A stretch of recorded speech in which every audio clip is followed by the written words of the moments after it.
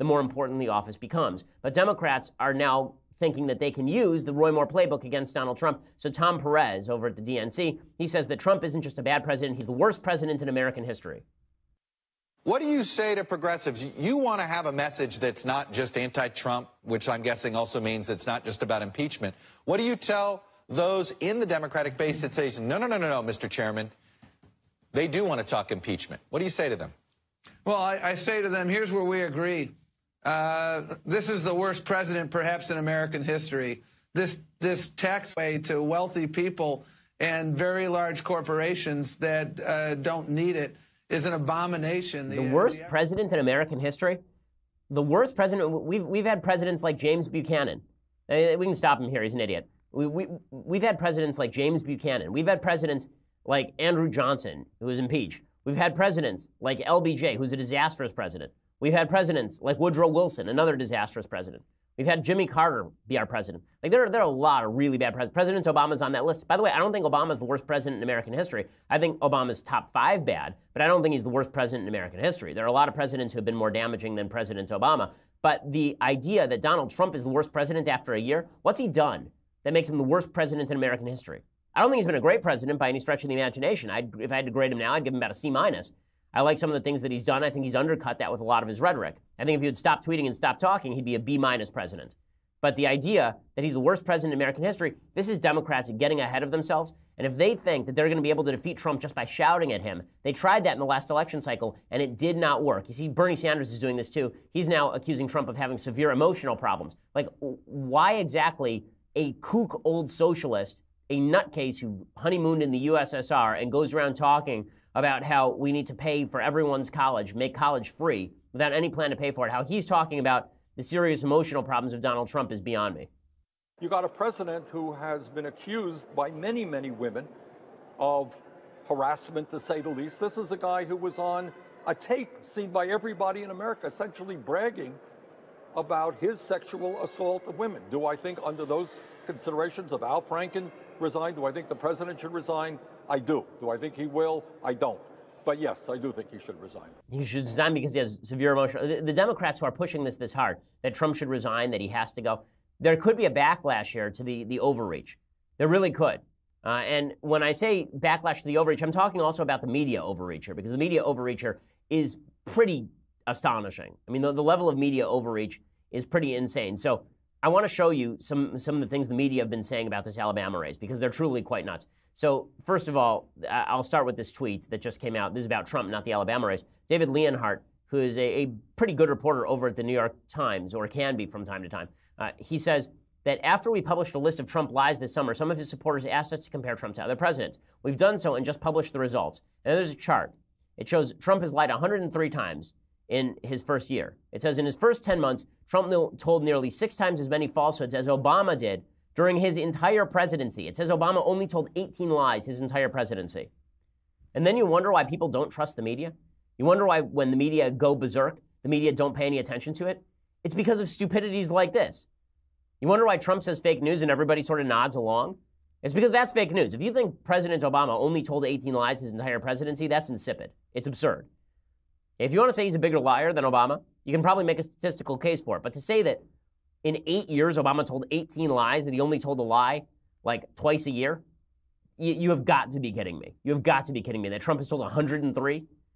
That is not a real statistic in any sense. And you can see that the media are more than happy to tear Trump down. There is a backlash to that. That backlash only applies to Trump, by the way. It didn't help Roy Moore very much in Alabama. It may have helped him a little bit, but not enough. It doesn't help Republicans in Virginia. The anti-media line only helps with the president because the president really does have, is really receiving the brunt of media criticism. But if Roy Moore says the media is coming after me, and what it turns out is that there are some pretty significant allegations against him, that just doesn't wash. That said, the media obviously are attempting to tear down Trump. So the Democrats who think that Roy Moore is the beginning of the end for Trump, no. I mean, Scott Brown won a Senate seat, Ted Kennedy's old Senate seat in Massachusetts. Barack Obama was reelected to the presidency 2 years later. So the idea that Trump is done as president is just foolish, especially if the media continue to go crazy over Trump as much as they have.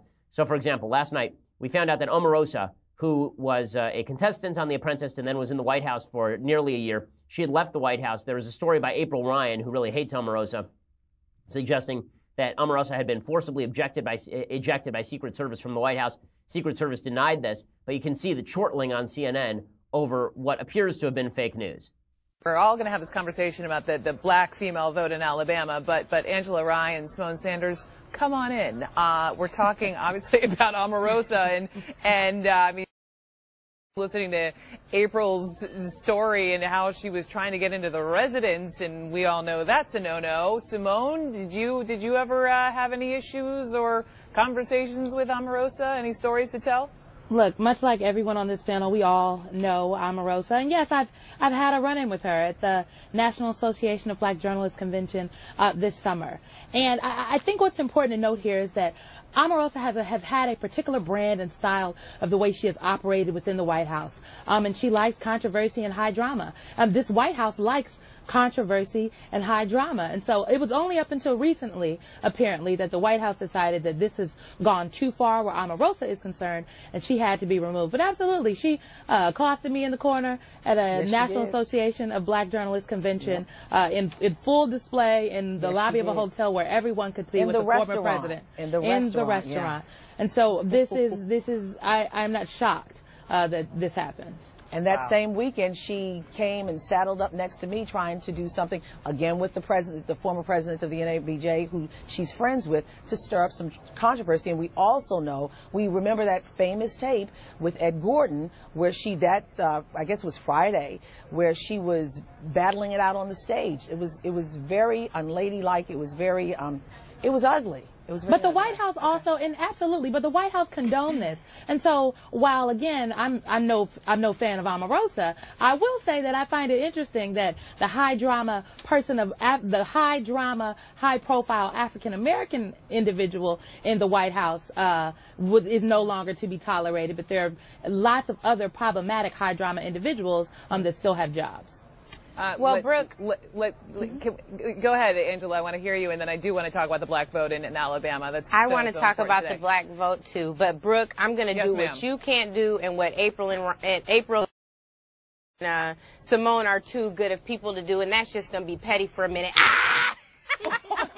Oh, Angela. Bye, girl. Oh, bye. Angela. We did it already on the podcast, April, but bye, honey. You have never represented the community. You are skin folk. We don't own you like Zora. Goodbye. Good riddance. Goodbye. Deuces. Angela, Ouch. Angela, you know I have much love for you, but you know what? I don't delight in anyone's demise. I'm not delighting in her demise. I wish her the best, but I will say no.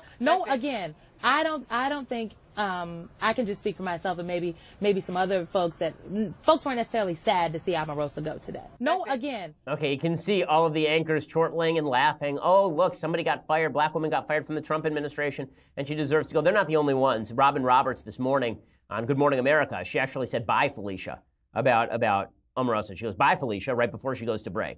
I mean, like the chortling over Omarosa is really kind of galling. And we're getting the same routine from MSNBC's Chris Matthews. Trump's on the ropes. She just resigned. She just leave. I get up in the morning, come out of the show, come on here, my suit's all wrinkled. Don't even own an iron. What do I need an iron for? I just come in here. I don't even go to sleep in a bed. I just sleep in this chair with the rolling wheels on the bottom. They roll me over. They wake me up and they say, go, boom, hardball, go, Chris Matthews, go. Do you think we'd be better off if this president simply resigned after all this concern about his behavior in the past and his current comments and turned it over to Vice President Pence? Would we be better off? You know what? Tough question, but I'd love an answer from you. I did not want to see this president go in place. I favor these investigations that people are talking about, and certainly the investigation we're seeing on Russia.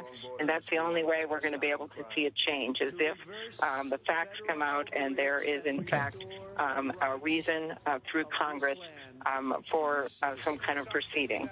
And right now, that's what we have to let happen. But at the same time, we cannot let go. And this is the message we heard from Alabama and Virginia, this economic message of people that want us to simply focus on these bread and butter issues and to stand up for them every step of the way.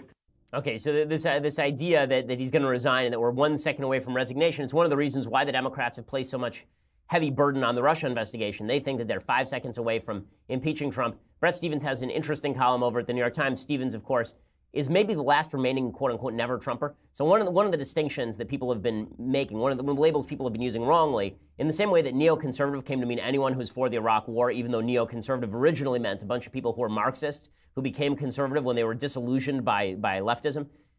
It now became, anyone who backed the Iraq War. The term never Trumper has been applied to a bunch of people who are not quote-unquote never Trump, who don't spend their days trying to take down Trump. So I was never Trump during the election cycle, meaning I didn't vote for the president in the general election or in the primary. But once he was the president, that no longer applies, right? Never Trump just meant my vote. It didn't mean my support. It didn't mean my belief that he could change. It didn't mean my support for his various policies. There are a few people who are quote-unquote never Trump who've sort of maintained this position that nothing Trump does can ever be right. Bret Stephens seems to be one of them over at the New York Times. And I like a lot of Bret's work, but that's the position that he's taken. But he has a column today where he says that Democrats are making a huge mistake. If they think that Trump is just going to be ousted because they don't like him or because his approval rating is 35%, they're neglecting the fact that the economy is still booming under President Trump. They're neglecting the fact that a solid tax cut will help the economy, that we had 3.3% GDP growth in the last quarter, that the stock market is at record highs. He says with the economy good, if Trump could shut his mouth for 5 seconds, he'd win re-election, and he could do so relatively easily because his governance has not been nearly as controversial or as difficult as has been the rhetoric that has surrounded him. And he's exactly right about that.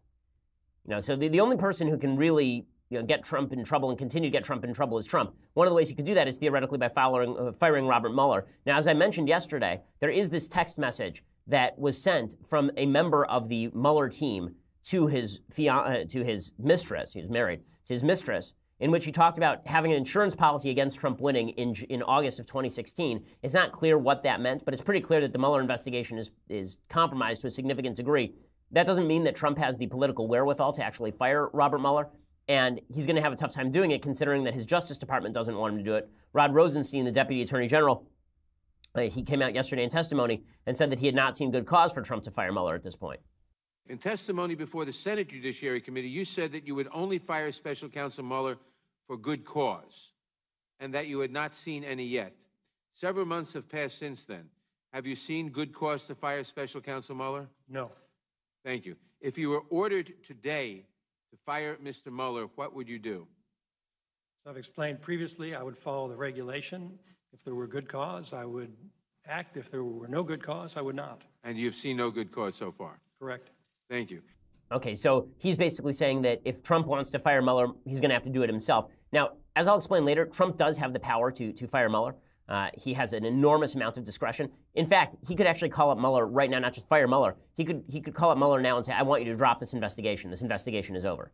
Right? He could actually just do that. He wouldn't even have to fire him. He could call him up and order him to drop the investigation. And then if Mueller refused, then he could fire him. I'll explain that a little bit later in the big idea. But the thing that is really important to notice here is that the Democrats are hanging their hat on an investigation that is already fatally compromised, whether or not Trump fires Mueller. So the Roy Moore is out, therefore Donald Trump is done.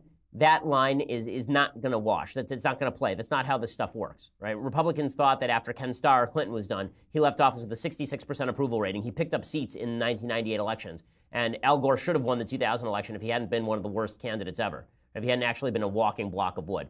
Okay, so I now want to turn to what is, to me, one of the more insane pieces I have seen recently. The social left wants to have it both ways. On the one hand, they want to say that sexual promiscuity and sexual liberation is a grand and glorious thing for everyone involved. On the other hand, they want to say that everyone's subjective perception of sexual conduct must be taken seriously. Well, you can't have it both ways. Either sex is generally a good so long as it is quote-unquote consensual, and they never define exactly what level of consent is necessary, because sometimes they say Monica Lewinsky could consent, sometimes they say she couldn't. Sometimes they say 13-year-old girls can consent. Sometimes they say they can't. But in any case, the left has this weird ethos where they know bad when they see it. They have a Potter Stewart ethic with regard to that. Potter Stewart's the guy who said that he couldn't define pornography, but he knew it when he saw it. The left has that with regard to sexual ethics more broadly. So evidence of this, Zoe Heller is a columnist for The New Yorker, and she writes an entire piece called In Defense of Adulterers. They talk about how adultery is natural and normal and probably good. So she starts off by talking about how our increasingly licentious behavior has not been reflected in more tolerant public attitudes toward infidelity. We've become considerably more relaxed about premarital sex, gay sex, and interracial sex, but our disapproval of extramarital sex has been largely unaffected by our growing propensity to engage in it. We're eating forbidden apples more hungrily than ever, but we slap ourselves with every bite. According to a 2017 Gallup poll, Americans deplore adultery at much higher rates than they do abortion, animal testing, or euthanasia. Now, by the way, I think adultery is less of a sin than abortion because murder outranks adultery.